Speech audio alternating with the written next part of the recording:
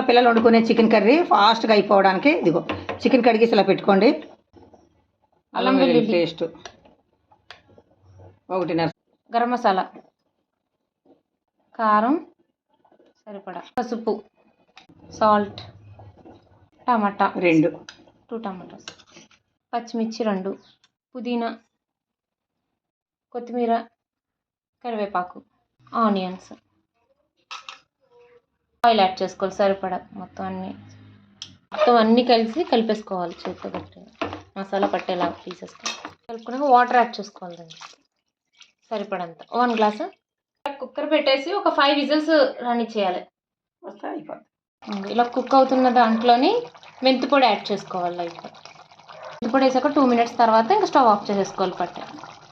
Chicken curry, hostel style chicken curry ready. Video నచ్చినట్లయితే like, share, subscribe చేయండి. నమస్తే.